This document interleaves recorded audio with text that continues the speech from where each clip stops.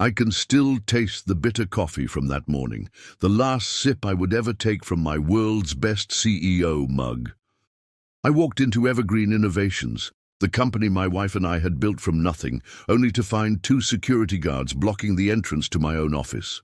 Their expressions were professionally blank, but I could read the discomfort in their posture. Behind them stood Avril, arms crossed, wedding ring glinting under the fluorescent lights, with a look I had never seen before.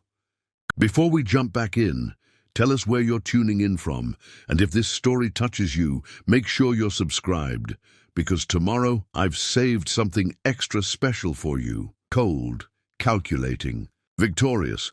The annual leadership retreat was supposed to be about strategy and team building.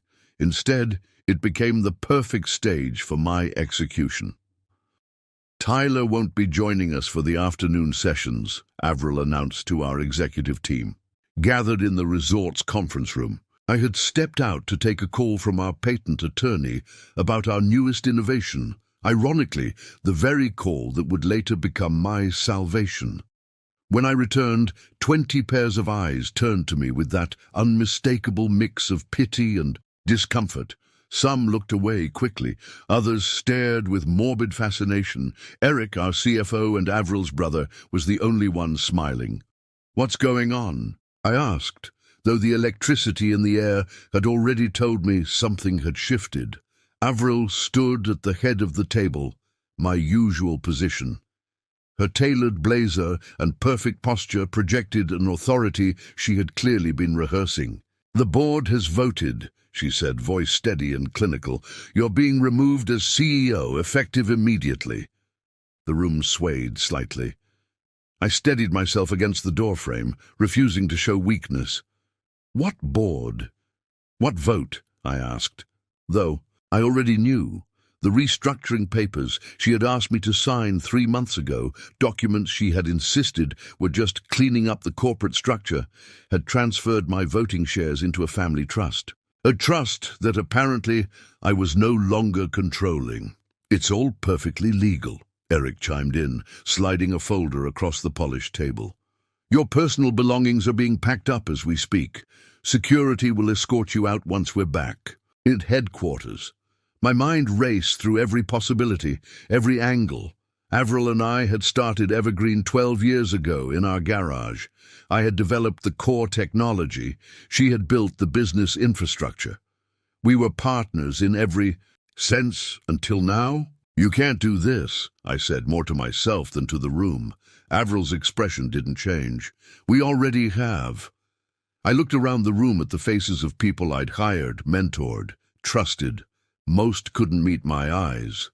Joey, our head of R&D, and my oldest friend, looked physically ill. Only Taylor, our young marketing director, had the courage to show her shock openly. "Can someone explain what's happening here?" I asked, directing my question to the room at large. "Evergreen is moving in a new direction," Avril answered. "Your resistance to our global expansion plans has become problematic. The board feels new leadership is required." "The board," I repeated. "You mean you and your brother?" "And the venture capital representatives," Eric added smugly. "Unanimous decision, actually, the venture capital deal." 6 months ago, Avril had convinced me we needed outside investment to scale globally. I had reluctantly agreed, but only after ensuring our core patents remained under my personal control, a stipulation buried in subsection 12B of the financing agreement that neither Avril nor the investors had noticed. Or so I thought. "You've become a liability, Tyler," Avril continued, her voice dropping into a rehearsed softness that never reached her eyes. "Your obsession with product integrity over profit margins, your refusal to outsource manufacturing to cheaper facilities, it's holding us back. It's maintaining our quality," I countered. "It's why our customers trust us." "It's costing us market share," Eric snapped. "While you've been perfecting minor improvements, our competitors have expanded to 3 continents." I felt a strange calm settling over me. This wasn't a spontaneous coup. This had been planned for months, maybe longer. Every strange meeting Avril had scheduled without me, every time Eric had questioned my decisions in front of the team, every late night when Avril claimed to be catching up on emails. It had all been building to this moment. And what about our customers, I asked? The ones who rely on our technology, the hospitals and research facilities? They'll be fine, Avril said dismissively. We're not changing the products, just how and where we make them. And how much we charge for them, she added with a small smile. That's when I understood completely. This wasn't just about control or direction. This was about transforming Evergreen from the company we had built, one that balanced purpose with profit, into a pure profit machine. You'll be compensated fairly, Eric added as if reading my thoughts. Your shares will be purchased at market value. You'll still be very wealthy, just uninvolved. I looked at Avril, searching for any trace of the woman I'd built a life with, the woman who had once shared my vision of creating medical technology that would help people while still making a good living, the woman who had stood beside me through failed prototypes and sleepless nights. She returned my gaze without flinching, without a single crack in her armor. When did you decide this? I asked her directly. For the first time, something flickered across her face. Not regret, but perhaps recognition that I deserved at least this small truth. Does it matter? It matters to me. She hesitated before answering. After the Meridian acquisition fell through, we could have tripled our valuation. Tyler, instead you walked away because you didn't like their corporate culture. The Meridian deal. 9 months ago, all this time she had been plotting while sleeping beside me, eating breakfast with me, discussing our future together. I see, I said quietly. An uncomfortable silence filled the room. I could have fought, could have shouted, it could have made accusations, but something told me to wait, to watch, to think. Security will escort you to your hotel room to collect your things, Avril said, glancing at her watch. A car will take you to the airport. Your personal items from the office will be shipped to the house. The house, I repeated. Our house, her expression hardened. We'll discuss personal arrangements later through the lawyers. Of course, the company had been just the first domino. I nodded slowly, taking one last look around the room. I committed each face to memory, who looked ashamed, who looked relieved, who couldn't look at all.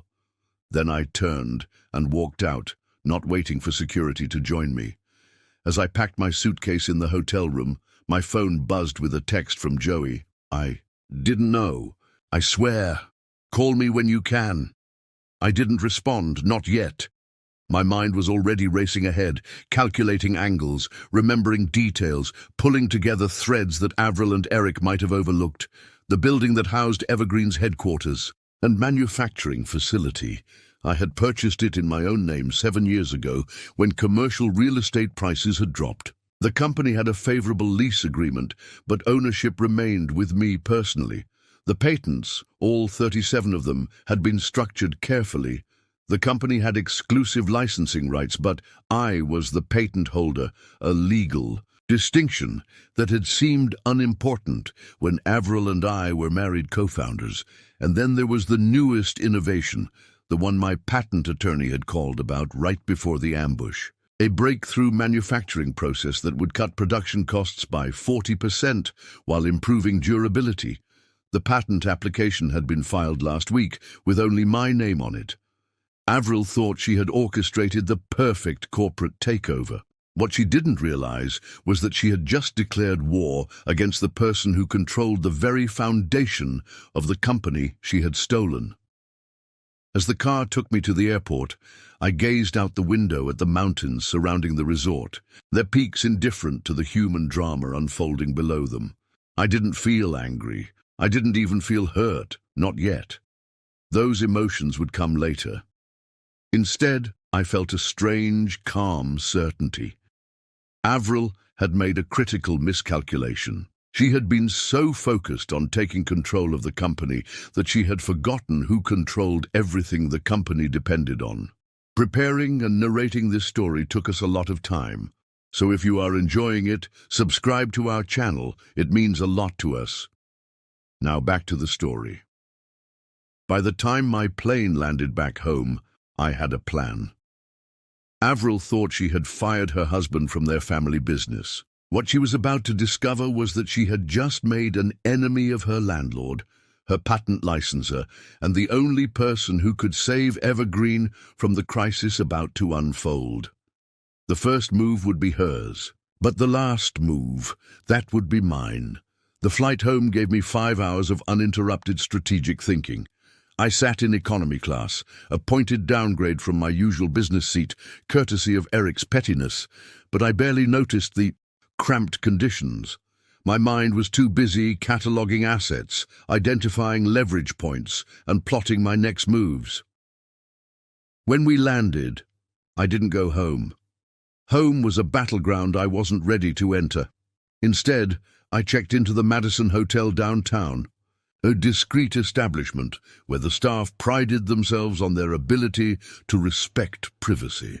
The suite was impersonal, but comfortable enough to serve as a temporary command center. The first thing I did was call my personal attorney, Nick.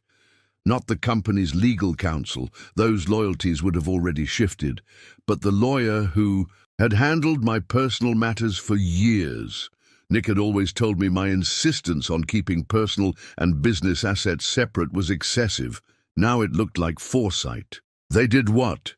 Nick's voice rose in disbelief after I explained the situation. Without any warning. Oh, there were warnings, I replied, loosening my tie as I gazed out at the city skyline. I just wasn't paying attention. What do you want to do? We could file for an emergency injunction, challenge the board vote on procedural grounds. No, I cut him off. Not yet. I need to understand exactly what I'm dealing with first. Tyler.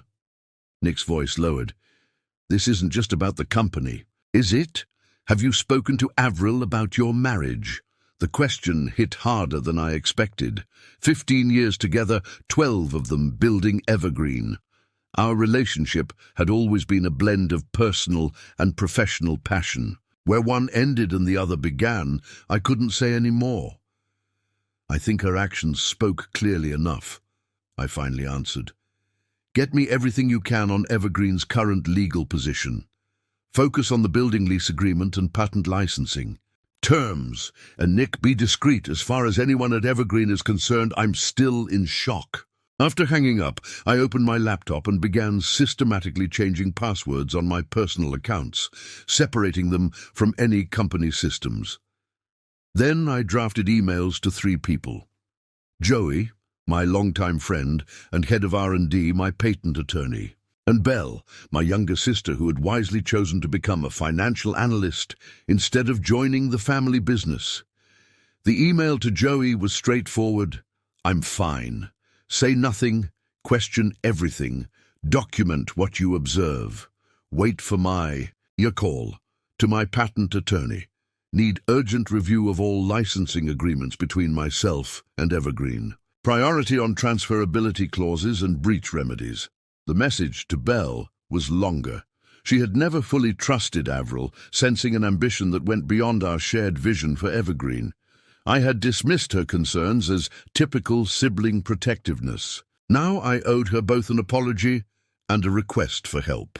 When the emails were sent, I stood and walked to the window, watching the city lights come alive as evening descended.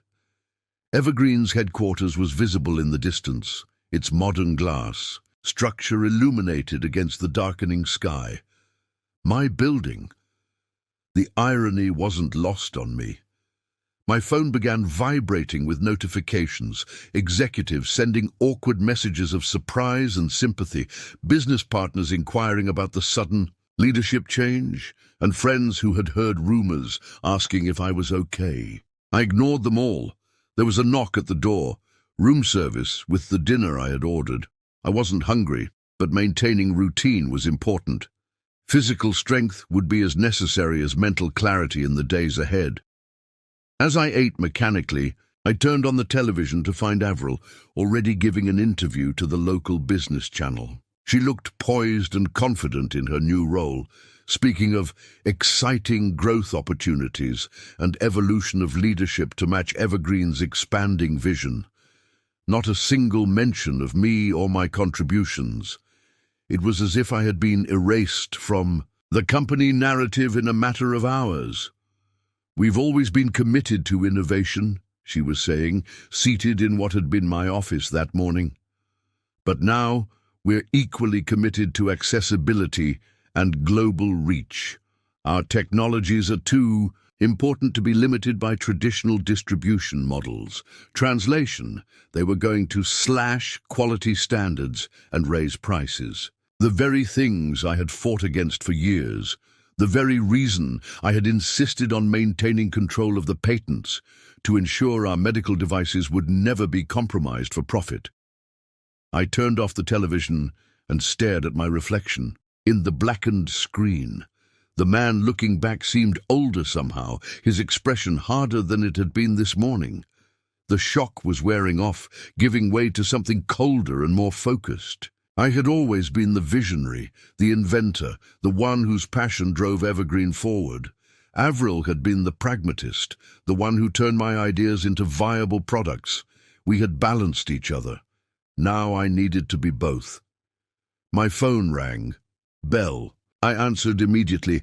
"Tell me you're okay," she said without preamble. "I'm strategizing," I replied, which wasn't quite an answer. I saw the press release, then Avril's interview. "Tyler, what the hell happened?" I gave her the condensed version, ending with my current position at the Madison. "You're not going home?" she asked. That stopped being home the moment Avril decided to orchestrate a corporate coup. Belle was silent for a moment. "What can I do?" "I need financial intelligence, everything you can get on Evergreen's recent dealings, especially the venture capital arrangement.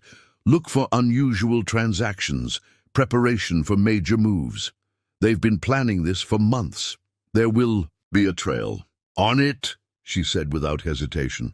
"And Tyler, don't make any sudden moves. When people show you who they are, believe them the first time. But don't let them know you're watching." After we hung up, I opened my laptop again and pulled up the property records for Evergreen's headquarters. The building had been a calculated investment during the recession. 30,000 square feet of prime commercial real estate at 40 cents on the dollar. Avril had thought it too risky at the time. I had insisted, structuring the purchase under my name to protect the company's debt ratios. The lease agreement was straightforward. 10 years, renewable for 2 additional 5-year terms, with rent. Increases capped at 3% annually. Evergreen was 7 years into the initial term. There was no early termination clause, another point Avril had conceded, because why would we ever need to leave our own building? Next, I reviewed the patent documentation. 37 patents, all listing me as primary inventor. The licensing agreement granted Evergreen exclusive rights to commercialize the technology in exchange for nominal royalties that flowed back into the company. A smart tax structure when we were aligned. A powerful leverage point now that we weren't. Key to it all was paragraph 17, subsection C.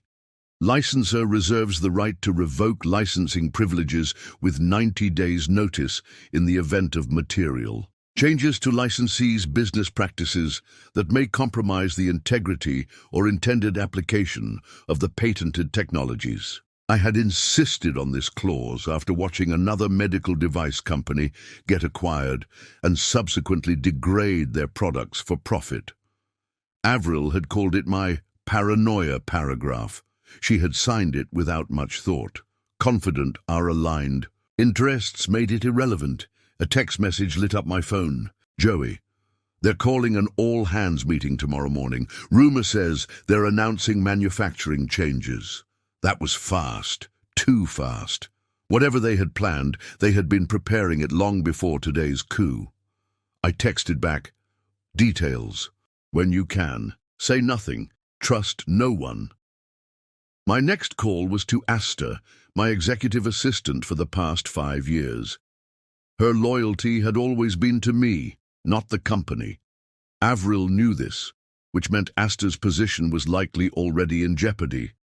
"Mr. Reynolds," she answered, her voice tight with controlled emotion. "It's still Tyler," I said gently. "Are you somewhere you can talk?" "No, sir. But I can listen." She was still at the office. Of course she was. Asta never left until everything was in order, a trait Avril had simultaneously appreciated and resented. "I need you to send some files to my personal email," I said.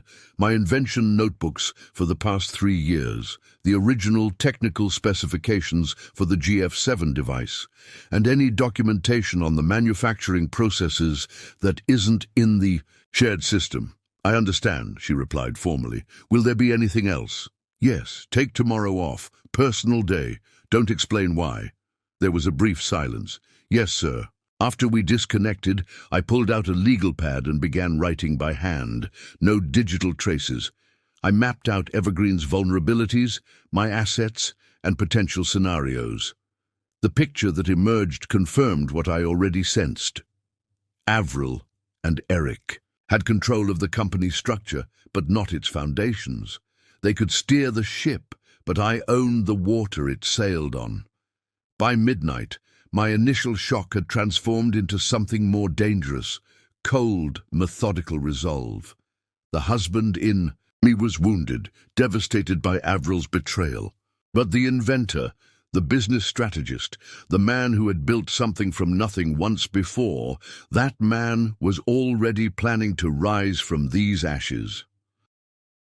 My phone buzzed with an email notification. Nick had sent the legal analysis I requested. I scanned the document, a smile slowly forming. The building lease gave me more leverage than I had initially realized. There was an obscure clause about operational consistency with building design specifications, essentially requiring any significant changes to manufacturing processes to be approved by the landlord. Another email arrived from Bell. Found something. VCs brought in consultants from Meridian 6 months ago, the same company you refused to sell to. Call me.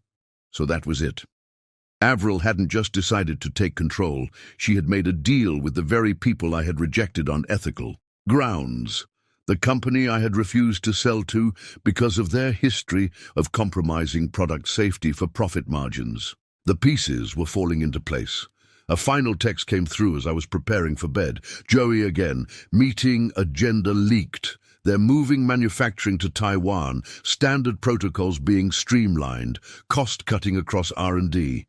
God, Tyler, what have they done?" I sent back a single response. "They've made a mistake." As I lay in the unfamiliar hotel bed, staring at the ceiling, I realized something important. This morning, Avril had seen me as an obstacle to her ambitions, something to be removed and discarded. By tomorrow, she would begin to understand her miscalculation. I wasn't just a signature on corporate documents or a name on an organizational chart. I was Evergreen's foundation, its inventor, its visionary, and as of today, its most dangerous adversary. The security guards might have escorted me out of the building, but they couldn't escort me out of Evergreen's DNA. Every product, every patent, every innovation that made the company valuable had come from my mind. Avril might have orchestrated a flawless corporate takeover, but she had forgotten something crucial. You can steal a company, but you can't steal the mind that built it. Tomorrow would be soon enough to begin my response. For tonight, I needed clarity and rest. Because unlike Avril and Eric, who had been planning this move for months, I was going to have to improvise. But then again, improvisation had always been my strength. It's how I had created our first breakthrough product, sketching designs on a napkin when our planned approach failed. It's how I would reclaim what was rightfully mine, or ensure that if I couldn't have it, neither would they. I first met Avril at a biomedical engineering conference in Phoenix. I was presenting my research on microfluidic systems for rapid diagnostics. work that most attendees found overly theoretical. Most except her. "Your delivery needs work," she told me bluntly at the reception afterward. "But your technology could change emergency medicine completely." That was Avril, direct, practical, and able to see market applications where others saw only academic curiosities. She was representing a medical device manufacturer hunting for innovations they could commercialize. Instead, she found me. We stayed up all night in the hotel lobby, sketching possibilities on napkins and conference brochures. By morning, we had the skeleton of a business plan. By the end of the month, we were dating. 6 months later, we were working from my garage, using my life savings and her industry connections to build our first prototype. Those early days were fueled by instant ramen, caffeine, and shared purpose. We worked 18-hour days, troubleshooting failures, celebrating small victories, and envisioning a future where our devices would save lives in emergency rooms and field hospitals worldwide. "We need a name," Avril said one night as we finalized. "Our first working prototype, Reynolds Medical," I suggested, half joking. She shook her head. "Too traditional. This is something new, something that grows and evolves." She looked at the small plant she'd brought to brighten up our cluttered workspace. Evergreen. The name fit perfectly. We weren't just building devices. We were creating technology that would continue improving, adapting, remaining relevant. Evergreen Innovations was born. Our first breakthrough came when an emergency physician tested our rapid fluid analysis system and immediately ordered 3 units for his hospital. Word spread, orders trickled in.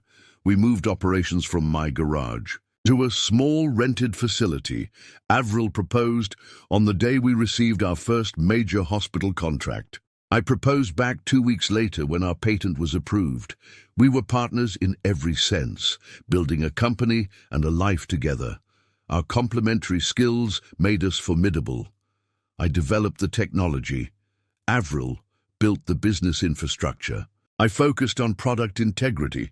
She handled market positioning. When we disagreed, we compromised, each respecting the other's domain expertise. The purchase of our building came 3 years later. Commercial real estate prices had plummeted during the recession, and a prime facility had become available at a fraction of its value. "It's too expensive," Avril argued. "We should be investing in production capacity, not real estate." "This is both," I countered. "The perfect layout for our needs, room to expand, and an investment that will appreciate while we grow." After weeks of debate, we reached a compromise. I would purchase the building personally, using my family inheritance and a commercial loan. Evergreen would lease it from me at below market rates, with options to renew. The arrangement benefited everyone. The company maintained its capital for growth, while I secured a long-term investment. "Just make sure the lease terms are favorable to us," Avril had said. "We don't want to be at the mercy of a difficult landlord." I had laughed. "I think you can trust me to be reasonable." Joey joined us next, an old college friend whose expertise in materials science complemented my engineering background. Eric, Avril's brother, came on board to manage finances when our growth demanded more sophisticated oversight. Taylor brought marketing brilliance that transformed our clinical messaging into something hospitals could embrace. Our team expanded as our product line grew. What began as a single diagnostic device evolved into an ecosystem of integrated medical technologies.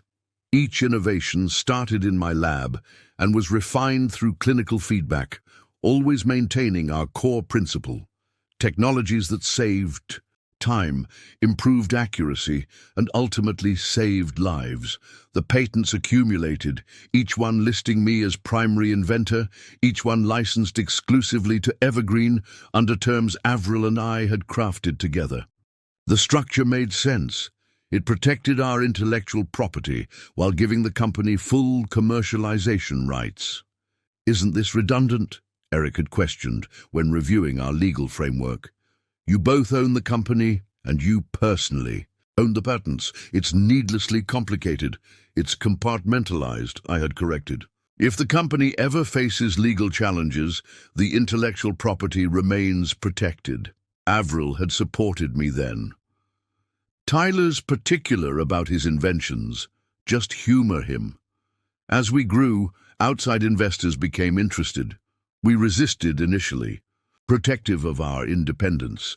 Our first expansion was self-funded, scaling careful enough to maintain full ownership, but boldly enough to satisfy Avril's ambitions. The first subtle shift came when Meridian Medical, a multinational corporation, approached us with an acquisition offer. The figure was staggering, enough money that neither of us would ever need to work again. It's the perfect exit strategy, Avril argued. We take their offer, stay on as executives for 3 years, then pursue whatever we want next. I wasn't convinced. I've researched their track record. After acquisitions, they strip companies down, outsource manufacturing, and compromise quality for quarterly profits. Everything we've built would be dismantled. The debate stretched for weeks, creating the first real tension in our partnership. I finally arranged a meeting with executives from companies Meridian had previously acquired. Their stories confirmed my fears. Innovations shelved because they threatened existing product lines, quality standards reduced, corporate cultures destroyed. Reluctantly, Avril agreed to reject the offer, but something had changed between us. For the first time, I glimpsed a difference in our fundamental values, my commitment to our original mission versus her increasing focus on financial outcomes. We compromised instead with a smaller international expansion, opening facilities in Europe while maintaining our quality standards. The move satisfied Avril temporarily, but I sensed her growing restlessness.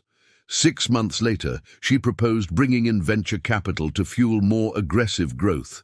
We're leaving opportunities on the table, she insisted. With proper funding, we could double our market presence in 18 months. Again, we debated. Again, we reached a compromise. Limited VC funding with carefully negotiated terms that preserved our control over core operations and product development, or so I thought. The restructuring of our corporate governance came 3 months later. Documents Avril presented as standard requirements from our investors. The changes seemed technical, administrative, transferring shares into a family trust, adjusting board composition, streamlining decision-making processes. I was deep in development of our newest technology, a manufacturing breakthrough that would significantly reduce production costs while improving product durability. The innovation had consumed my attention, leaving business operations increasingly in Avril's hands. "Just sign here," she had said, placing the documents before me during a rare dinner at home together. It's all standard legal language to satisfy the investors. I skimmed the paperwork, noting nothing immediately alarming, trusting my wife and business partner as I always had. The signature I placed on those pages was the beginning of my undoing, an act of faith that would be weaponized against me. The following months brought subtle changes. Avril scheduled more meetings without me. Eric questioned my R&D budgets more aggressively. Our product roadmap discussions became tense, with increasing pressure to accelerate releases before I considered them ready. The market won't wait for perfection became Avril's mantra, replacing our original commitment to get it right before release. Still, I didn't see the betrayal coming. I was too focused on our newest innovation, the breakthrough that would make our devices more affordable for smaller hospitals and developing regions without compromising quality. The very breakthrough. I had filed under my name alone, following our established protocol. The night before the leadership retreat, Avril and I had dinner at our favorite restaurant, a rare moment of connection amid our increasingly separate trajectories. She seemed distracted but affectionate, asking detailed questions about my latest project. "You've really solved the production cost problem?" she asked, studying me carefully. Completely, I confirmed, proud and excited. The new process reduces materials cost by nearly 40% while actually improving durability. It's the best work I've done, she smiled, reaching for my hand across the table. You never cease to amaze me, Tyler. 24 hours later, she would have me removed as CEO of our company. Looking back, every interaction in those final weeks takes on new significance. Avril wasn't showing interest in my work. She was assessing its value. She wasn't planning our future. She was calculating how to separate me from it. The most painful realization wasn't that she had betrayed me professionally. It was understanding that our marriage had become collateral damage in her ambition, an acceptable loss in her pursuit of complete control. The partnership that had begun with shared dreams on hotel napkins had ended with security escorts and coldly calculated corporate maneuvers. Somewhere along the way, Evergreen had ceased to be our shared vision and become a prize Avril was determined to claim exclusively for herself. What she failed to calculate was that I had built the foundation upon which her prize stood, and foundations, when disturbed, can bring entire structures crashing down. I woke before dawn in my hotel room, the events of yesterday replaying in my mind with new clarity. Sleep had done what it always did for me, organized the chaos, revealed the patterns. What had seemed like a sudden betrayal now appeared as a carefully orchestrated campaign that had been unfolding for months. The signs had been there all along. I just hadn't wanted to see them. 6 months ago, Avril suggesting we create separate offices when we renovated the executive floor. We need our own spaces, she had said. It's healthier for our relationship to have some professional boundaries.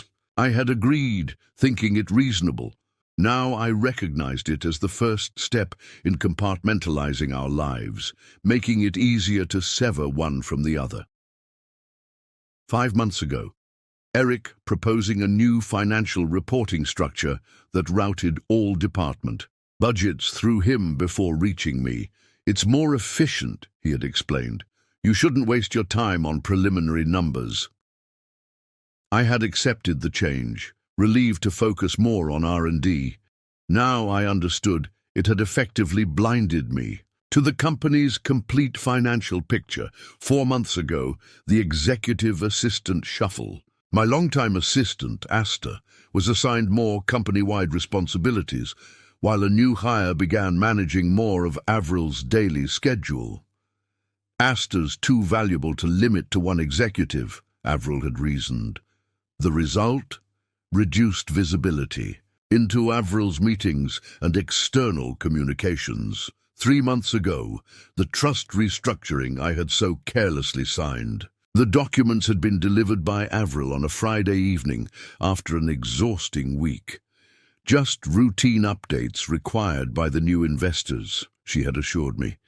I had signed without proper review, a decision that had apparently transferred my voting rights without my full understanding. 2 months ago, Joey being systematically excluded from senior leadership meetings. The agendas are focused on financial planning, not R&D, Avril had explained when I questioned it. Joey was my closest ally in the company. His isolation had been strategic. 1 month ago, Avril's sudden interest in my newest patent application, the manufacturing breakthrough that would make our products more affordable while maintaining quality. She had asked unusually specific questions about documentation, ownership, and implementation timelines. I had interpreted it as shared excitement. It had been due diligence for her takeover. The pattern was so clear now, a systematic campaign to isolate me from allies, information, and, ultimately, power within Evergreen. Like a chess player thinking several moves ahead, Avril had been positioning pieces while I remained focused on the game I thought we were playing together. My phone buzzed with a text from Bell. Uncovered more. Their streamlining plan cuts production costs by using cheaper components from Meridian subsidiaries. Quality compromises everywhere. Call when you can. I exhaled slowly. Of course, Meridian had been behind this all along. When I refused to sell to them directly, they had found another way in, through Avril. The venture capital firm that had invested in us was likely connected to Meridian, in ways deliberately obscured from me. Another text arrived, this one from Joey. All hands meeting complete. Manufacturing moving to Taiwan facility within 60 days. R&D budget cut 30%. 5-year product roadmap compressed to 2 years. They're gutting everything you built. I close my eyes, anger mixing with vindication. They weren't just changing leadership. They were dismantling Evergreen's core values and replacing them with exactly the approach I had refused to accept from Meridian.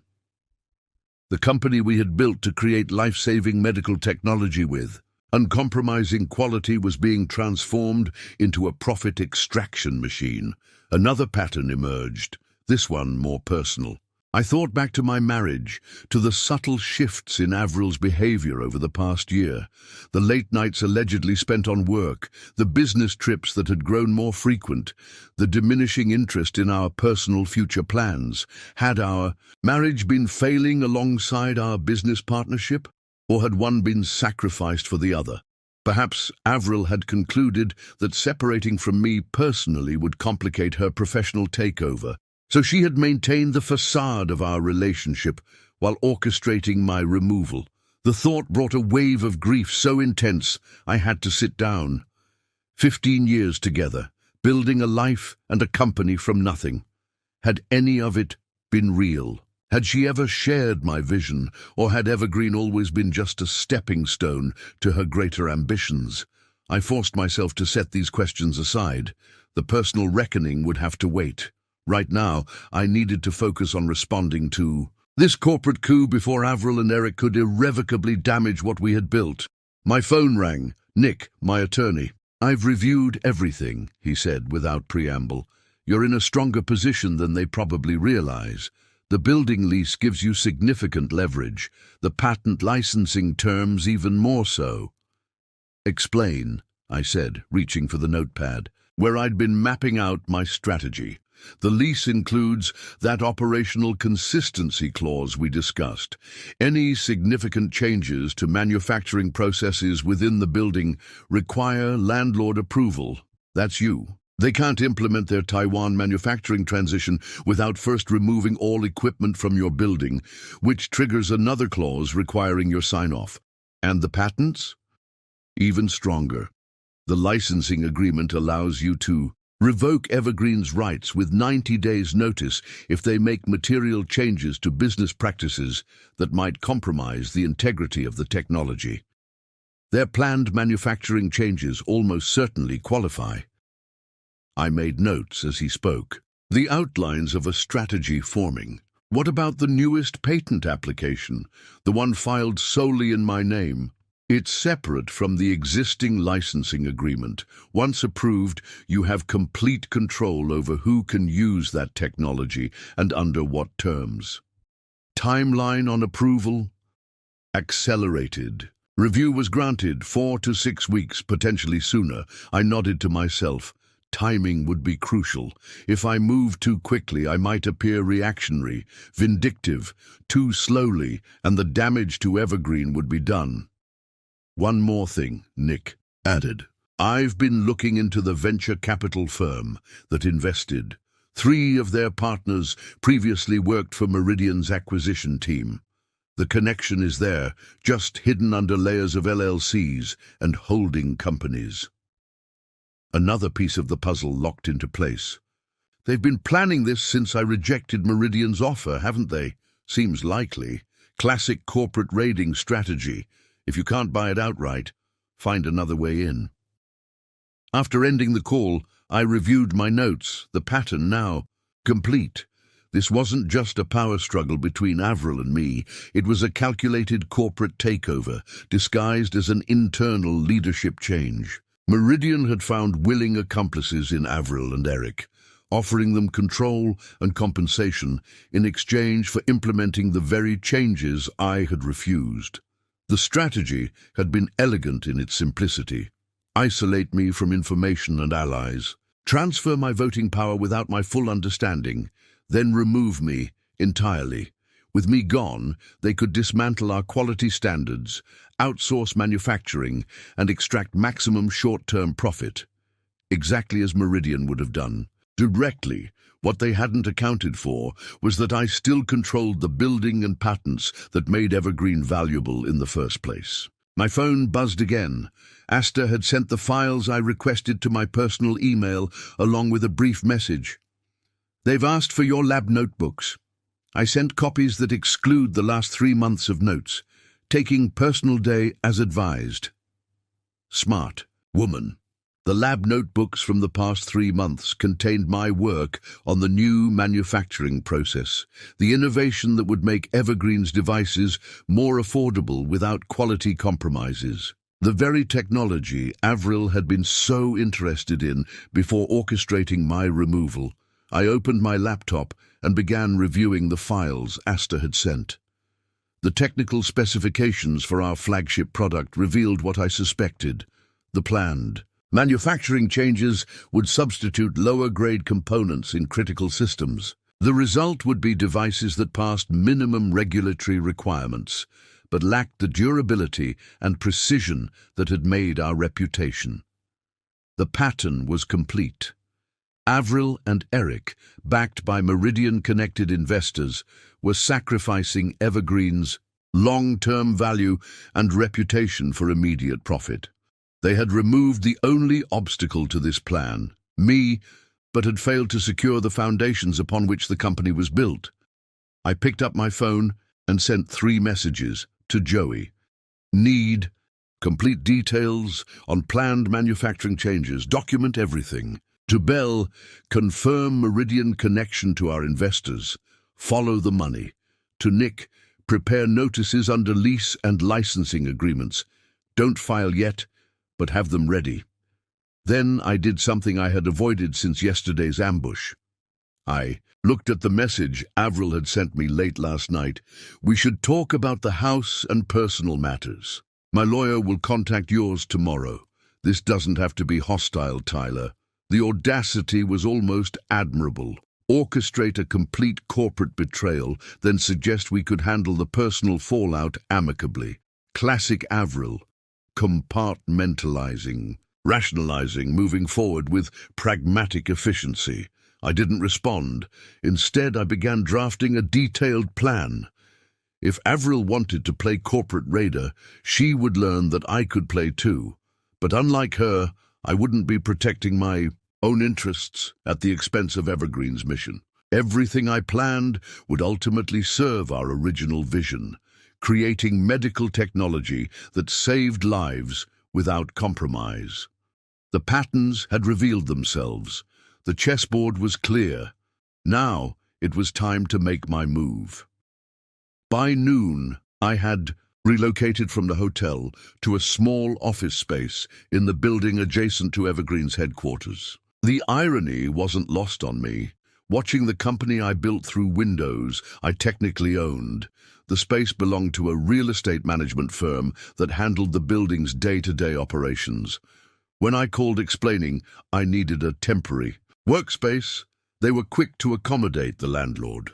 From this vantage point, I could observe the company's rhythm without being seen. Employees entering and exiting, delivery trucks arriving, the normal pulse of operations continuing despite the seismic shift in leadership.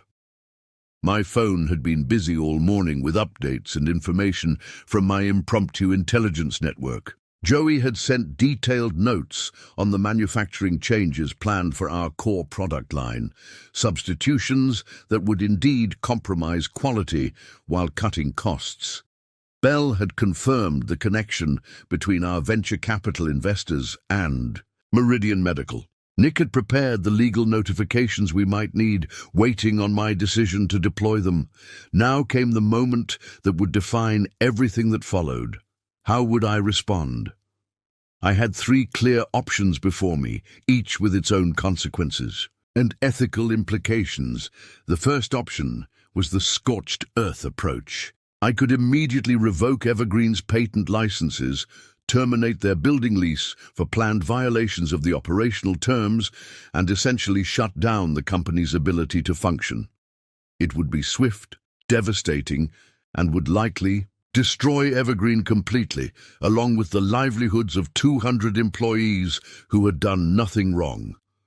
The second option was negotiation. I could use my leverage to force Avril and the board back to the table, demanding reinstatement as CEO in exchange for continued access to the patents and building. It might work, but it would place me back in a business partnership with people who had already betrayed me once.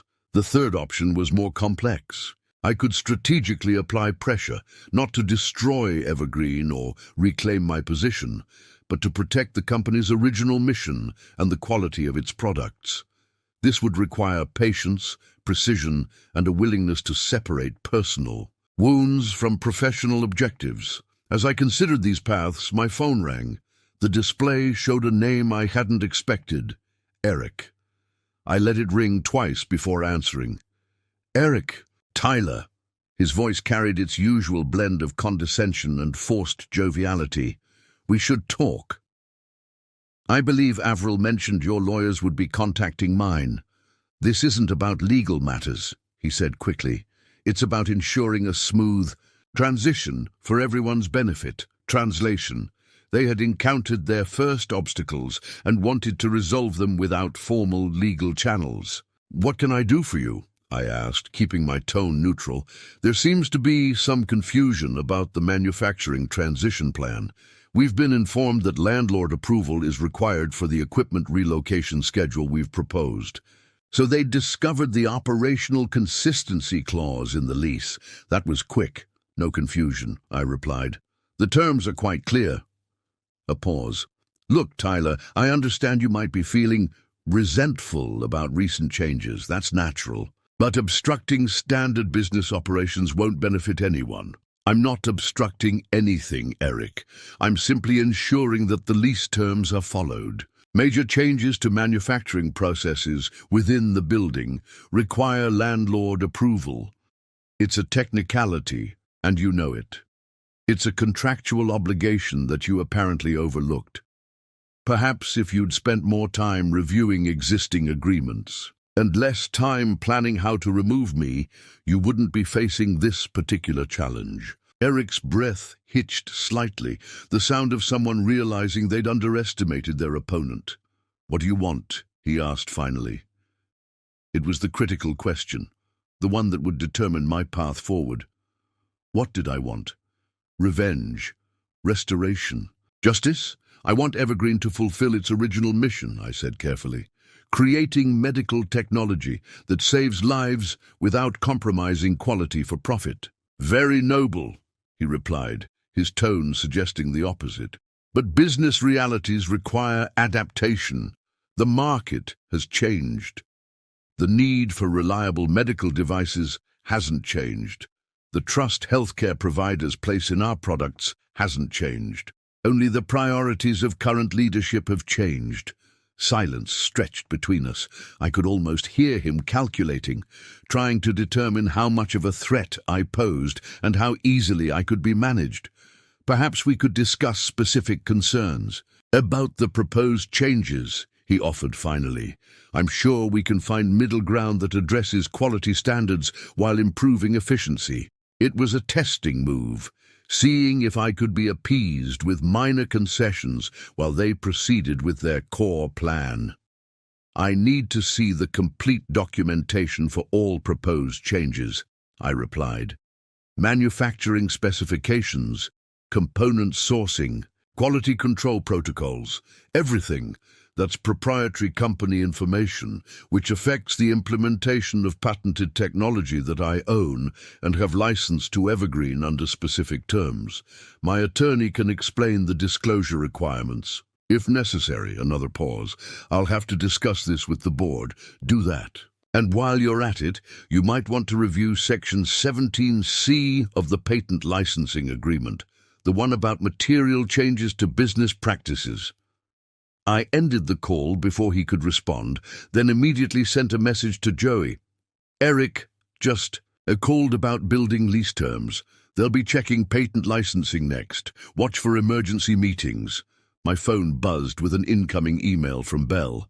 She had assembled a detailed financial analysis showing how the planned changes would impact Evergreen's long-term valuation versus short-term profit. The data confirmed what I had suspected. The new direction would boost quarterly earnings dramatically, enhancing executive bonuses and creating the appearance of successful leadership while undermining the company's sustainable value. Perfect ammunition for what I was considering. As I reviewed her analysis, my thoughts returned to the critical question: what did I truly want? The personal betrayal by Avril had cut deep, a wound that would take time to process. But the company itself, our creation, our legacy, deserved protection regardless of my personal grievances. I opened my notebook and began sketching a fourth option, one that combined elements of the others but with a different end goal. Not destruction, not restoration of my position, not even a compromise that accepted partial degradation of our standards. Instead, a path that would protect Evergreen's core mission while creating something new. My phone rang again. Nick this time. "They're moving faster than we expected," he said without preamble. "Their legal team just requested a meeting to discuss clarifications to the patent licensing agreement." "When?" "Tomorrow morning. They're claiming urgent business necessity." I smiled slightly. "Accept the meeting, but push it to the afternoon. I need time to implement the first phase." "Tyler." His voice carried its usual blend of condescension and forced joviality. "We should talk." "I believe Avril mentioned your lawyers would be contacting mine. This isn't about legal matters," he said quickly. "It's about ensuring a smooth transition for everyone's benefit." Translation: they had encountered their first obstacles and wanted to resolve them without formal legal channels. "What can I do for you?" I asked, keeping my tone neutral. "There seems to be some confusion about the manufacturing transition plan. We've been informed that landlord approval is required for the equipment relocation schedule we've proposed." "So they discovered the operational consistency clause in the lease. That was quick. No confusion," I replied. "The terms are quite clear." A pause. "Look, Tyler, I understand you might be feeling resentful about recent changes. That's natural. But obstructing standard business operations won't benefit anyone." "I'm not obstructing anything, Eric. I'm simply ensuring that the lease terms are followed. Major changes to manufacturing processes within the building require landlord approval. It's a technicality, and you know it. It's a contractual obligation that you apparently overlooked. Perhaps if you'd spent more time reviewing existing agreements and less time planning how to remove me, you wouldn't be facing this particular challenge." Eric's breath hitched slightly, the sound of someone realizing they'd underestimated their opponent. "What do you want?" he asked finally. It was the critical question, the one that would determine my path forward. What did I want? Revenge. Restoration. Justice? "I want Evergreen to fulfill its original mission," I said carefully. "Creating medical technology that saves lives without compromising quality for profit." "Very noble," he replied, his tone suggesting the opposite. "But business realities require adaptation. The market has changed. The need for reliable medical devices hasn't changed. The trust healthcare providers place in our products hasn't changed. Only the priorities of current leadership have changed." Silence stretched between us. I could almost hear him calculating, trying to determine how much of a threat I posed and how easily I could be managed. "Perhaps we could discuss specific concerns." "About the proposed changes," he offered finally. "I'm sure we can find middle ground that addresses quality standards while improving efficiency." It was a testing move, seeing if I could be appeased with minor concessions while they proceeded with their core plan. "I need to see the complete documentation for all proposed changes," I replied. "Manufacturing specifications, component sourcing, quality control protocols, everything that's proprietary company information, which affects the implementation of patented technology that I own and have licensed to Evergreen under specific terms. My attorney can explain the disclosure requirements. If necessary, another pause, I'll have to discuss this with the board. Do that. And while you're at it, you might want to review Section 17C of the Patent Licensing Agreement, the one about material changes to business practices. I ended the call before he could respond, then immediately sent a message to Joey. Eric just called about building lease terms. They'll be checking patent licensing next. Watch for emergency meetings. My phone buzzed with an incoming email from Belle. She had assembled a detailed financial analysis showing how the planned changes would impact Evergreen's long-term valuation versus short-term profit. The data confirmed what I had suspected. The new direction would boost quarterly earnings dramatically, enhancing executive bonuses and creating the appearance of successful leadership while undermining the company's sustainable value. Perfect ammunition for what I was considering. As I reviewed her analysis, my thoughts returned to the critical question: what did I truly want? The personal betrayal by Avril had cut deep, a wound that would take time to process. But the company itself, our creation, our legacy, deserved protection regardless of my personal grievances. I opened my notebook and began sketching a fourth option, one that combined elements of the others, but with a different end goal. Not destruction, not restoration of my position, not even a compromise that accepted partial degradation of our standards. Instead, a path that would protect Evergreen's core mission while creating something new. My phone rang again. Nick this time. They're moving faster than we expected, he said without preamble. Their legal team just requested a meeting to discuss clarifications to the patent licensing agreement. When? Tomorrow morning. They're claiming urgent business necessity. I smiled slightly. Accept the meeting, but push it to the afternoon.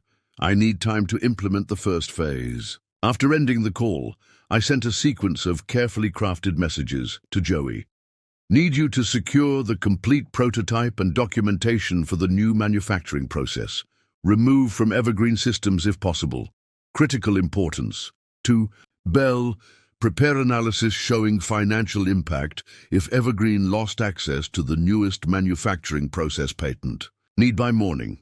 To Nick, draft new company formation documents. Working title, Ascend Medical Technologies. Sole proprietorship initially, with option to expand ownership structure. With these pieces in motion, I turned to the most difficult task, composing an email to Avril. After several attempts, I settled on brevity. I understand Eric has reached out regarding operational approvals. Rather than communicating through intermediaries, I suggest we meet directly. Madison Hotel, 7 p.m. tonight. This is not about our personal situation. It's about Evergreen's future. Her response came faster than I expected. I'll be there. As evening approached, I prepared for what would likely be the most difficult conversation of my professional life. The decisions made tonight would set an irrevocable course for Evergreen, for my future, and for the medical technologies that thousands of healthcare providers relied upon. I arrived at the hotel restaurant early, selecting a table in the corner that offered privacy without isolation. This conversation needed to happen away from Evergreen's walls, on neutral territory where business could be discussed without the immediate shadow of our personal relationship. Avril arrived precisely at 7, dressed in the same power suit she had worn for her television interview. Her expression was composed, professional, the face she presented to business adversaries rather than partners. "Tyler," she said, taking the seat across from me. "Avril." A server appeared immediately. Avril ordered a martini. I requested water. Neither of us spoke until our drinks arrived. "Eric mentioned you've raised concerns about the building lease," she began. Among other things, she took a careful sip of her martini. I understand you're upset. This isn't about emotions. I interrupted. It's about contracts, patents, and Evergreen's foundational mission. Her expression tightened slightly. Missions evolve, markets change, adaptation is necessary for survival. Quality and integrity weren't negotiable components of our mission. They were the mission. And they remain important, she countered smoothly. But we need to balance idealism with business reality. By substituting inferior components in devices that emergency rooms rely on, by moving manufacturing to facilities with documented quality control issues. That's not balance, Avril. It's compromise of the worst kind. She set her glass down, her composure slipping for the first time. How do you know about the component? Specifications. I didn't answer directly. I know everything, Avril. The Meridian connection, the executive compensation packages tied to quarterly profit targets, the deliberate degradation of quality standards to hit those targets. The flicker in her eyes confirmed each point. She recovered quickly, her expression hardening into something more familiar. The calculating businesswoman I had increasingly seen replace my partner over recent months. What do you want, Tyler?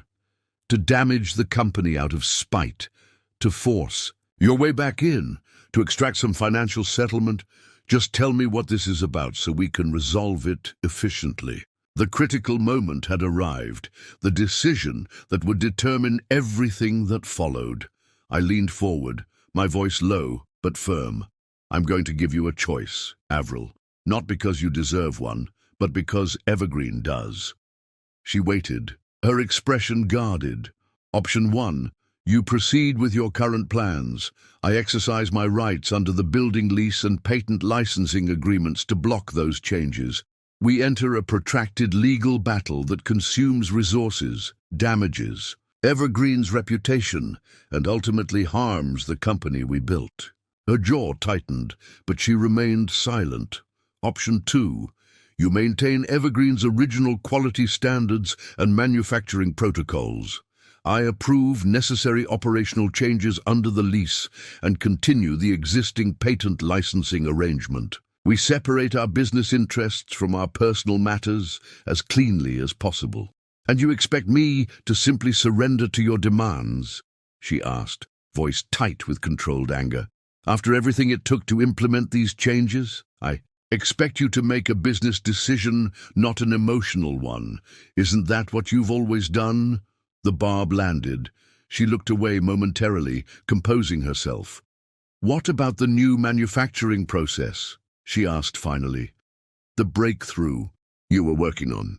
And there it was, the real reason for this meeting. Not the building lease or existing patents, but the new technology that could transform Evergreen's production costs while maintaining quality. The innovation she had been so interested in, before orchestrating my removal. That's not on the table, I said simply. The patent application was filed solely in my name, outside of our existing agreements.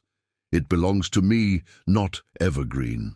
The full implications took a moment to register. When they did, I saw something I'd never witnessed in all our years together. Avril miscalculating. Avril's expression shifted as she processed what I had just told her. The new manufacturing process, the breakthrough that would cut production costs by 40% while maintaining quality, was completely outside her reach.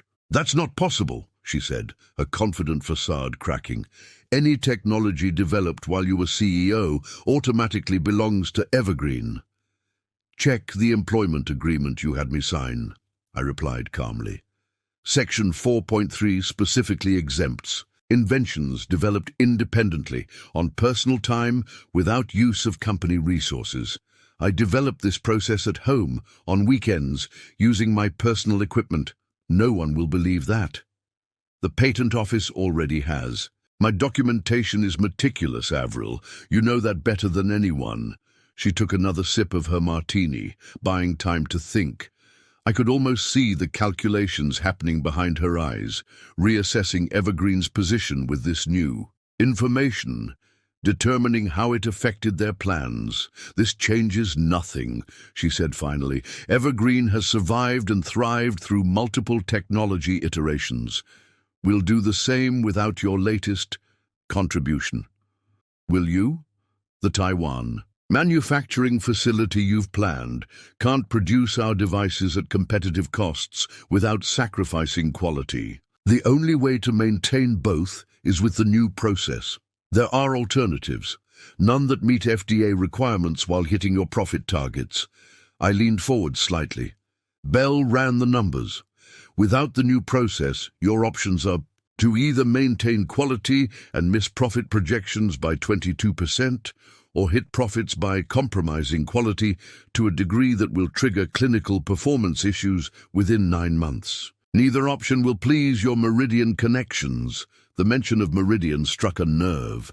Her eyes narrowed. That relationship is confidential. Nothing stays hidden forever, Avril, especially when you're dealing with someone who helped build the company you're trying to dismantle. She was silent for a long moment, recalibrating. When she spoke again, her tone had shifted to something more pragmatic. "What are you suggesting, then?" "I've already outlined your options regarding Evergreen's current operations. Maintain quality, standards and manufacturing protocols, and I'll continue the existing patent licensing arrangement. Try to implement your planned changes, and I'll exercise my rights to block them. And the new manufacturing process? That's being developed independently." Her eyes widened slightly. "You're starting a competing company." "I didn't confirm or deny it. I'm protecting the technology I developed from being compromised. The non-compete clause doesn't apply to innovations developed independently after termination," I finished for her. "Nick verified that yesterday." Another long silence as she absorbed this new reality. I watched her face carefully, remembering how I used to find her strategic thinking beautiful. The way she could reassess and adapt when presented with new information. Now I recognized it as dangerous, particularly when our interests no longer aligned. "So that's your plan," she said finally. "Force us to maintain status quo operations while you launch a competing venture with superior technology." I never said anything about competing. You didn't have to. The waiter approached, asking if we wanted to order food. We both declined.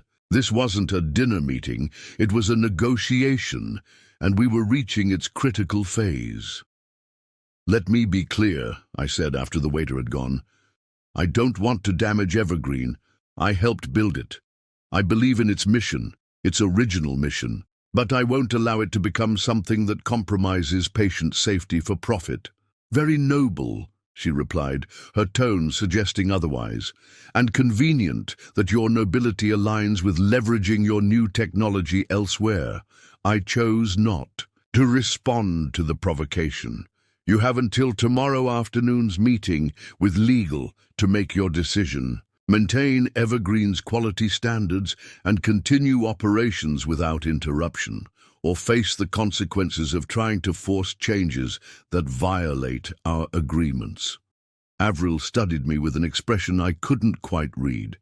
"You've changed," she said finally. "No," I corrected. "I'm exactly who I've always been. That's what you miscalculated." She finished her martini in one smooth motion and set the glass down with deliberate precision. "I'll discuss your proposal with the board. But don't expect capitulation, Tyler. You're not the only one with leverage." "What leverage would that be?" I asked, genuinely curious. A thin smile curved her lips. "You'll find out if necessary." We both stood. The brief meeting concluded. No handshake, no cordial goodbye, just a curt nod from each of us before she turned and walked away. I remained at the table, ordering another water and taking a moment to process what had just happened. Avril hadn't been shocked by my ownership of the new manufacturing process. She'd been shocked that I was willing to use it as leverage. Throughout our relationship, both business and personal, I had been the accommodating one, the partner willing to compromise for harmony. She had calculated her coup based on that history. expecting me to either accept defeat or seek reconciliation. She hadn't prepared for resistance, much less counter-offensive. My phone buzzed with a text from Joey. Emergency board meeting called. For 9 p.m. tonight. Something big happening. I smiled slightly. Avril wasted no time. She was already mobilizing her response to our conversation. Whatever leverage she believed she had, she was preparing to use it. I sent a quick reply. Keep me posted. Say nothing about our communications. A call came through next. Belle, I've completed the financial analysis you requested, she said when I answered. With detailed projections under 3 scenarios, Evergreen maintaining current operations, implementing planned changes, or losing access to the new manufacturing process. And the numbers are clear. If they proceed with planned changes, quarterly profits jump by 38%, but product failure rates increase by 27% within a year. If they maintain current standards without the new manufacturing process, they miss profit targets by 22%. Either way, they're in a difficult position without your innovation. Good work. Send it all to Nick. He'll need it for tomorrow's meeting. After we disconnected, I returned to my hotel room and opened my laptop. It was time to activate the next phase of my plan, the part Avril didn't yet know about. I had been working on something beyond just the manufacturing process, something that could change everything. I sent an encrypted message to a contact at Westlake Medical Center, the hospital that had been our first major customer when Evergreen launched. Need to discuss potential clinical trial for new diagnostic platform. Completely confidential at this stage. Available to meet tomorrow. The response came within minutes. For you, Tyler. Absolutely. 11 a.m. Perfect timing. Before the legal meeting with Evergreen. It would give me the foundation I needed for whatever. In came next. My phone rang again. Nick, they're moving faster than expected, he said without preamble. Evergreen's legal team just requested documents confirming your ownership of the building and all relevant patents. They're challenging everything. Let them. The documentation is airtight. There's more. They've filed an emergency motion claiming the new manufacturing process was developed using company resources, making it Evergreen's intellectual property. I had anticipated this. They won't find a single piece of evidence supporting that claim because it doesn't exist. Everything was developed at home, on my personal equipment, documented meticulously. They're also claiming breach of fiduciary duty, arguing you deliberately developed the technology independently to harm the company. That one was more creative. Except I filed the patent application before they removed me as CEO. Hard to argue. I was planning to harm a company I was still leading. Exactly, Nick confirmed. Their arguments are weak, but they're throwing everything at the wall to see what sticks. This is going to get messy. It already is. Prepare countermeasures for tomorrow's meeting, and add Belle's financial analysis to our documentation. I want them to see exactly what happens to Evergreen's projections without the new process. After ending the call, I leaned back in my chair, processing the escalation. Avril was responding, exactly as I had anticipated, with aggression rather than pragmatism. She was still operating under the assumption that she could overwhelm me with legal maneuvering, using Evergreen's greater resources to force a favorable outcome. What she didn't understand was that I had been preparing for this scenario long before she made her move. Not because I had anticipated her betrayal specifically, but because protecting our innovations had always been my priority. My phone buzzed with another update from Joey. Board meeting just ended. They're challenging your patent ownership and building lease. Also, they've approved accelerated timeline for manufacturing changes. Equipment moving starts tomorrow. They're trying to create facts on the ground before legal can intervene. So that was their play, move so quickly that legal remedies would become moot. Classic Avril strategy. Act first, deal with consequences later. I immediately called Nick. Back. They're moving equipment tomorrow. We need to file for an emergency injunction tonight. On what grounds? Violation of the operational consistency clause in the building lease. We have the documentation showing their planned changes violate those terms. I'll wake up Judge Harmon. He owes me a favor. By midnight, the injunction was granted. Any attempt to remove or modify manufacturing equipment from the Evergreen facility would be a direct violation of a court order. I sent a message to the building management company. Security alert. No equipment to be removed from Evergreen facility without written authorization from building ownership. Court order in effect. Then I composed a brief email to Avril. Injunction granted preventing equipment relocation. Court hearing scheduled for Friday if necessary. My offer stands. Maintain quality standards and continue operations without interruption or face further legal action. The choice remains yours. I attached a copy of the court order and Belle's financial analysis, making sure she understood exactly what was at stake. Her response came minutes later, just one line. This isn't over. I hadn't expected it to be, but for the first time since. Being escorted from the building, I felt the momentum shift. My hidden advantages, building ownership, patent control, and most importantly the new manufacturing process, had transformed me from victim to formidable adversary overnight. As I prepared for bed, my phone buzzed one final time. A text from Taylor, our marketing director. Just heard what happened. The official story doesn't add up. What can I do to help? Another ally. I smiled slightly as I replied, Stand by. Things are about to get interesting. Sleep came easier than I expected, perhaps because, for the first time since the betrayal, I wasn't reacting, I was acting. Avril had made her move, thinking she knew all the pieces on the board. She was about to discover how wrong she had been. The hidden advantage wasn't just in the legal documents or patent rights. It was in something more fundamental. I had built Evergreen to create technology that saved lives regardless of profit margins. That purpose had guided every decision I'd made for 12 years. Avril and her allies were about to learn that purpose was a power all its own. Morning broke with a flurry of activity. By 7 a.m., my temporary command center in the building adjacent to Evergreen was fully operational. Belle had arrived with fresh financial analyses, Nick was coordinating with the court on the injunction enforcement, and Joey was feeding me regular updates from inside Evergreen.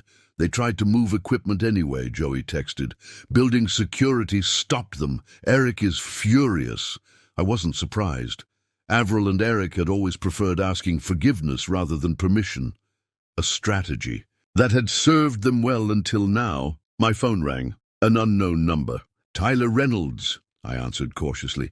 Mr. Reynolds, this is Diane Foster, board member with Evergreen Innovations. Her voice was clipped, professional. I was hoping we might speak candidly about the current situation. Interesting. Diane was one of the independent board members, not directly aligned with Avril or the venture capitalists. I'm listening. The board was not fully informed about certain aspects of the company's relationship with you regarding the building lease and patent arrangements. Some of us are concerned about the direction of recent decisions. A crack in the united front. What kind of concerns? The potential impact of prolonged legal disputes on company operations, the rushed manufacturing changes, the quality control implications. She paused. Several of us feel decisions are being made without adequate consideration of long-term consequences. I appreciate your candor, Ms. Foster. What are you suggesting? A more moderate approach, one that respects Evergreen's founding principles, while still allowing for necessary growth. Another pause. Some of us would support reinstating you in a senior technical role, with guarantees about manufacturing standards. I considered her offer.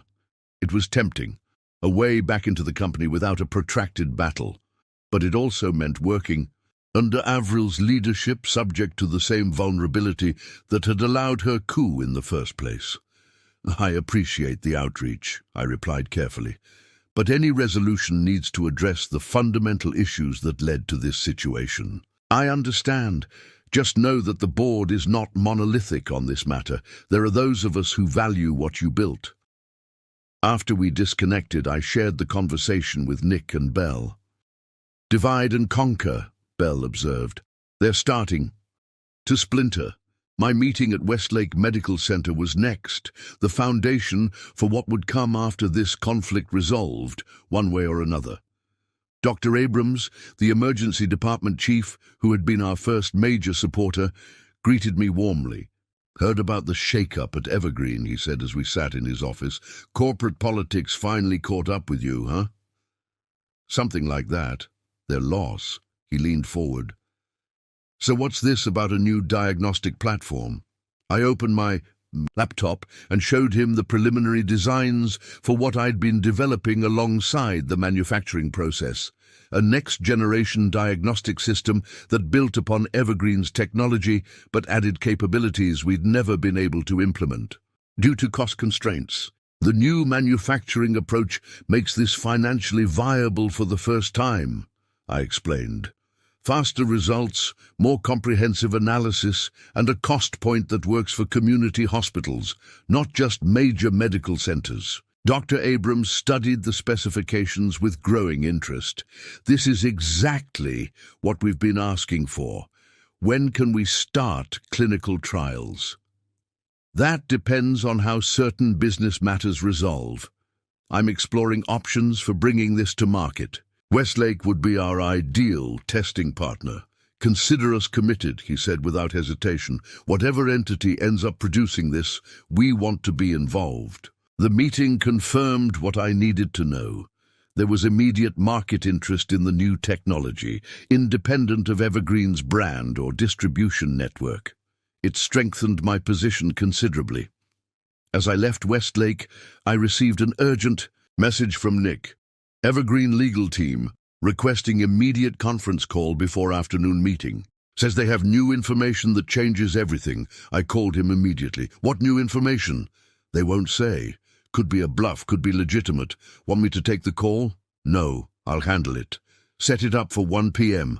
At precisely 1 p.m. I joined the conference call from my temporary office.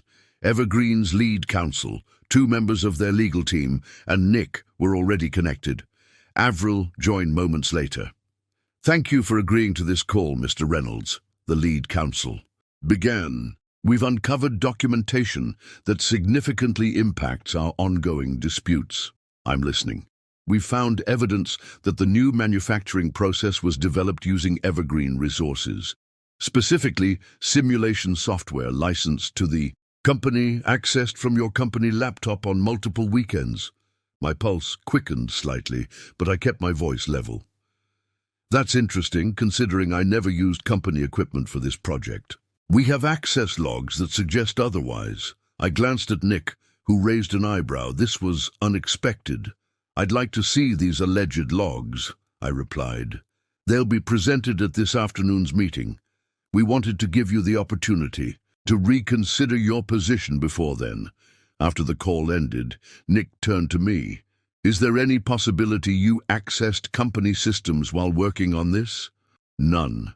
I was scrupulous about the separation. Every simulation was run on my personal equipment using independently licensed software. Then they're either mistaken or fabricating evidence. My mind raced through possibilities. Then it clicked. The access logs must be from earlier projects, not the new manufacturing process. They were bluffing, hoping I'd believe they had evidence without actually confirming what technology the logs related to. I called Joey. I need you to check something.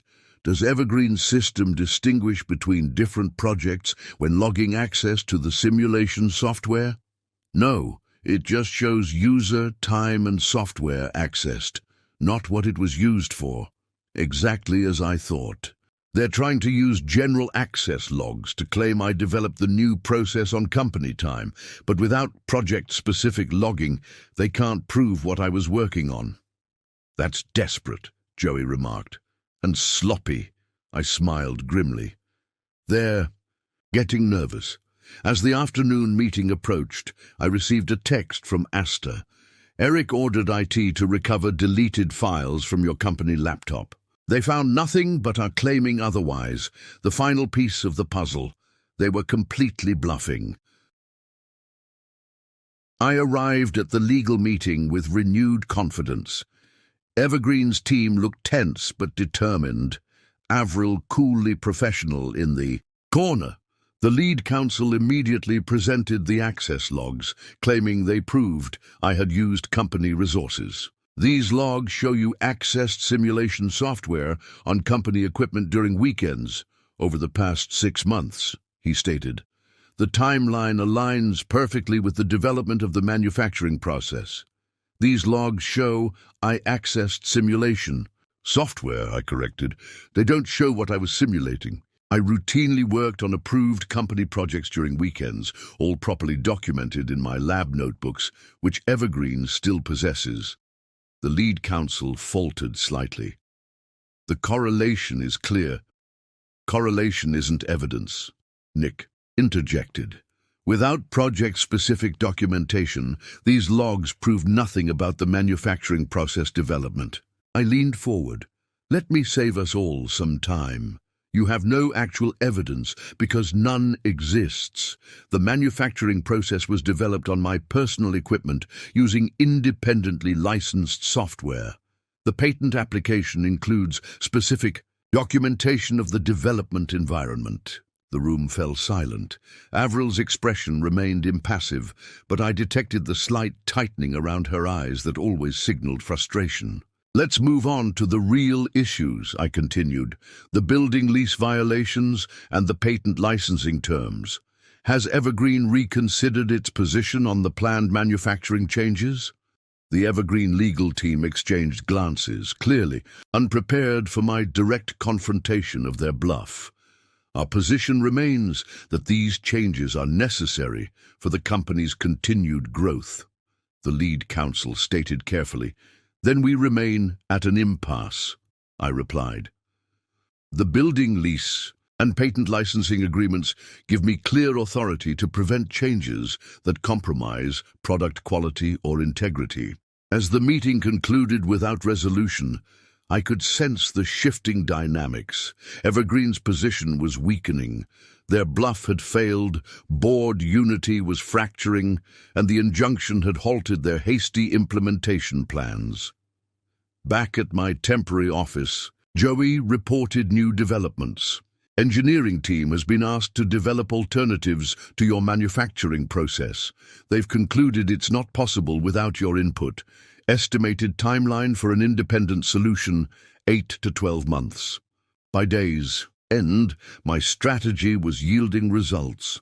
Pressure was building inside Evergreen, practical reality colliding with Avril's ambitions. The pieces were aligning exactly as needed for the next phase of my plan. The confrontation couldn't be delayed any longer. 3 days after the legal meeting, with the injunction still in place and Evergreen's operations in growing disarray, Avril requested a private meeting. We met at a neutral location, a private conference room in a downtown business center. She arrived without her usual entourage or corporate armor. Just Avril, in casual business attire, looking tired and frustrated. "This situation is becoming untenable," she began without preamble. "Suppliers are getting nervous, customers are asking questions, and the board is divided. All predictable. Consequences of your actions," I replied calmly. She exhaled slowly. "Let's set aside blame for a moment and focus on solutions. Evergreen is suffering. I agree. The company we built deserves better than being caught in this conflict."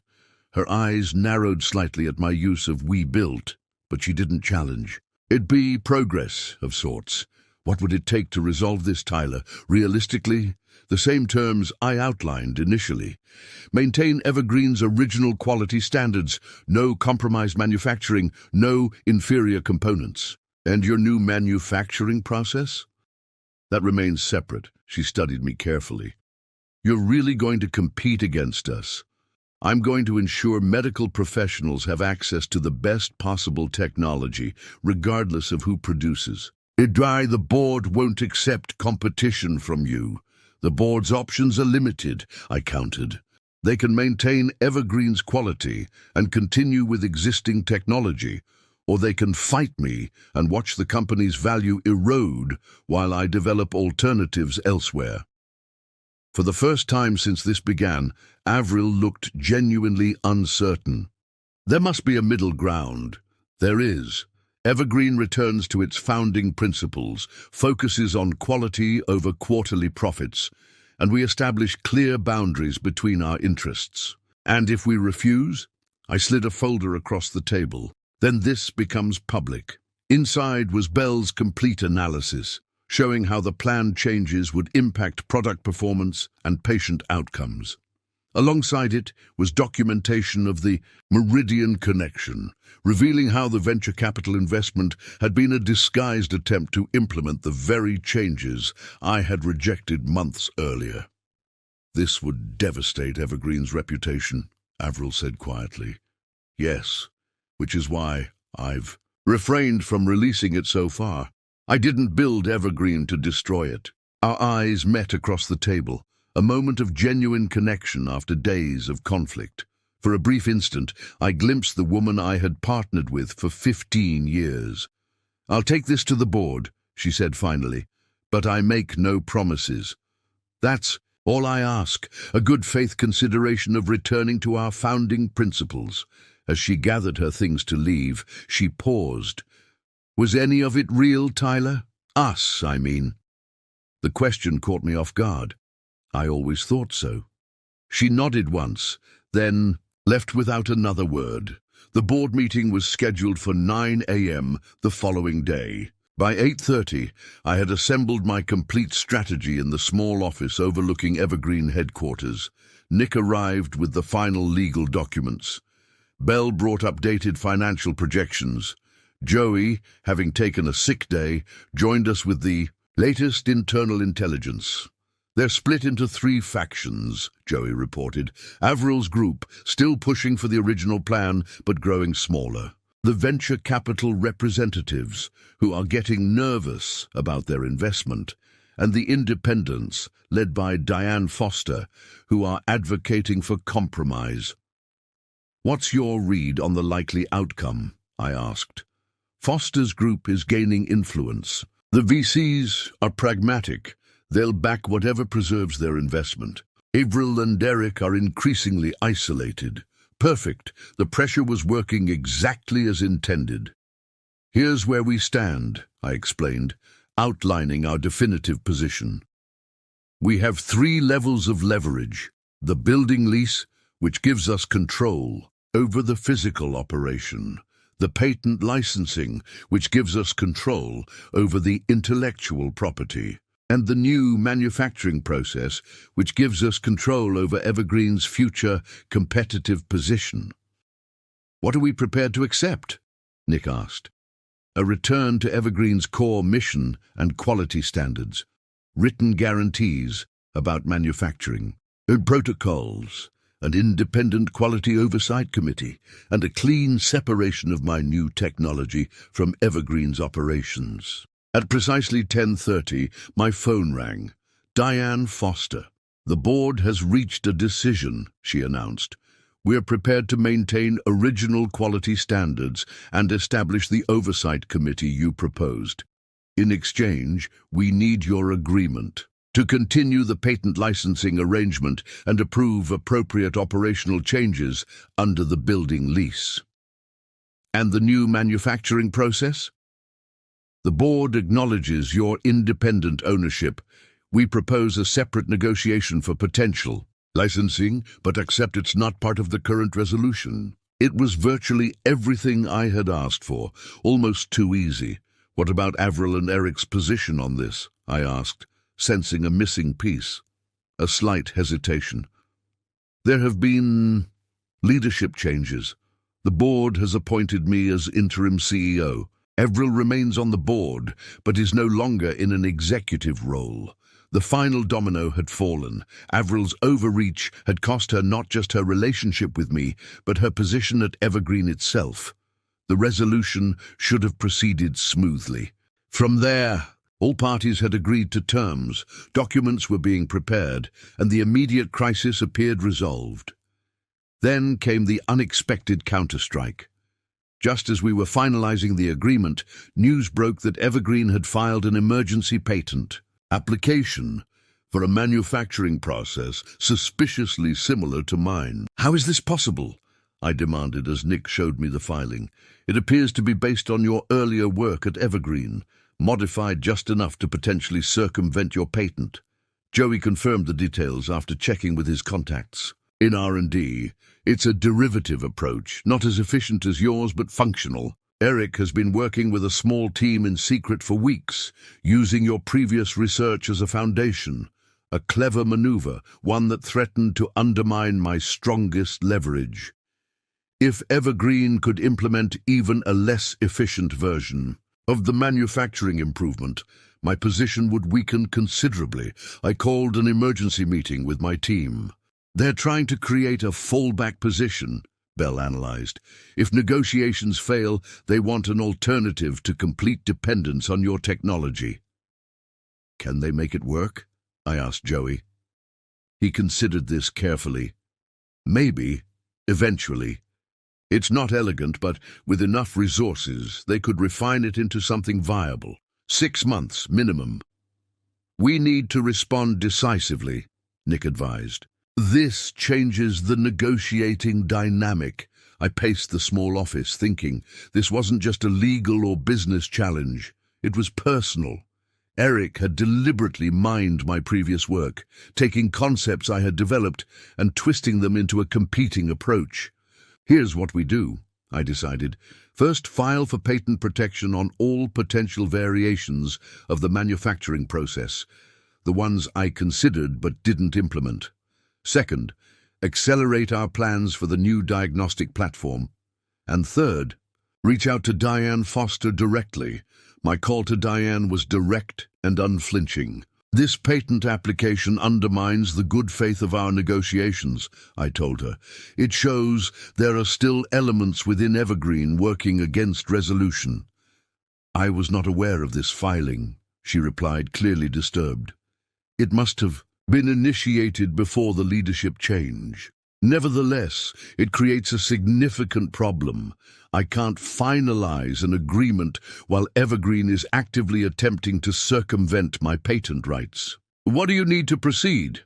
Withdrawal of the application, formal acknowledgement of my ownership of the manufacturing process and all derivatives, and removal of Eric from any technical role related to manufacturing. She was silent for a moment. The first two are within my authority. The third would require board approval. Then get it. Otherwise, we're back to square one. Injunctions, legal battles, and public disclosure of the quality compromises Evergreen planned to implement. Within 24 hours, Evergreen withdrew the patent application.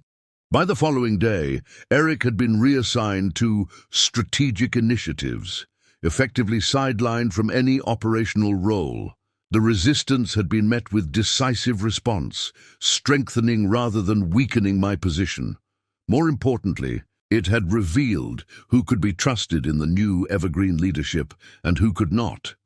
1 week later, we gathered in the Evergreen boardroom, the same room where I had been ambushed just weeks before. This time, I entered not as an outcast, but as a necessary partner in the company's future. Diane Foster led the meeting, with board members including a noticeably subdued Avril attending in person or via video conference. The venture capital representatives participated remotely, their enthusiasm for aggressive changes evidently dampened by recent events. We are here to formalize the resolution of disputes between Evergreen Innovations and Tyler Reynolds, Diane began. her tone professionally neutral. "The documents before you contain the complete terms agreed upon by all parties." The agreement was comprehensive. Evergreen would maintain its original quality standards and manufacturing protocols. An independent oversight committee would be established to ensure compliance. The building lease would continue under existing terms. The patent licensing arrangement would remain in force, securing Evergreen's access to the core technologies. In exchange, I would withdraw all legal actions and approve necessary operational improvements that didn't compromise quality. As for the new manufacturing process, it remained my independent property, the foundation for what would come next. "Are there any final questions before we proceed to signatures?" Diane asked. Avril spoke for the first time. "What assurances do we have that Mr. Reynolds won't use his technology to compete directly with Evergreen?" Diane looked to me for response. "The agreement includes a non-direct competition clause," I answered. "My new venture will focus on next-generation diagnostic platforms, technology beyond Evergreen's current product line. We will operate in adjacent, not identical markets." With no further objections, the documents were signed. The immediate conflict was resolved, though the underlying personal breach remained an open wound. As the meeting concluded, Avril approached me privately. "You won," she said simply. "This wasn't about winning," I replied. "It was about protecting what we built. And now? Now we move forward separately. You have your company, I have my technology. The divorce lawyers can handle the rest." A flash of emotion crossed her face, quickly suppressed. "For what it's worth, I never intended things to unfold this way. Intentions matter less than actions, Avril. You made your choices. I made mine." With nothing left to say, we parted ways. The final separation of a partnership that had once seemed unbreakable. 6 months later, I stood in the newly renovated laboratory of Ascend Medical Technologies, the company born from the conflict with Evergreen. What had begun as a defensive measure had evolved into something with its own purpose and vision. The diagnostic platform developed alongside the manufacturing process had exceeded even my expectations.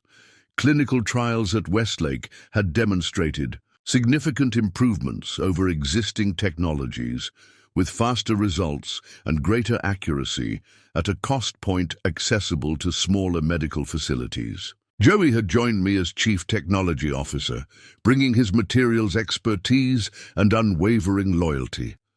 Taylor had come aboard to lead marketing, eager to tell the story of technology that prioritized patient outcomes above all else. Bell had helped structure the financing, ensuring we maintained control while securing necessary capital. Evergreen continued operations under Diane Foster's leadership, returning to its original quality standards and rebuilding its reputation. The Independent Oversight Committee ensured there would be no backsliding into the compromises Avril and Eric had planned.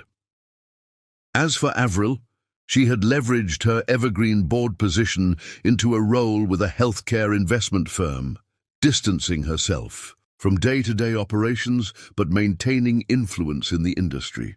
Our divorce had finalized with minimal drama, both of us too drained by the corporate battle to invest energy in personal conflict.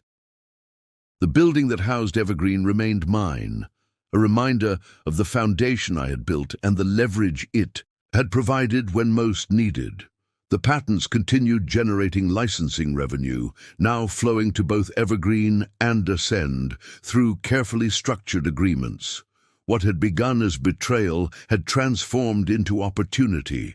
Painful, unexpected, but ultimately productive. The technology that might have been compromised under Avril's leadership was now reaching its full potential, helping medical professionals save lives without cutting corners.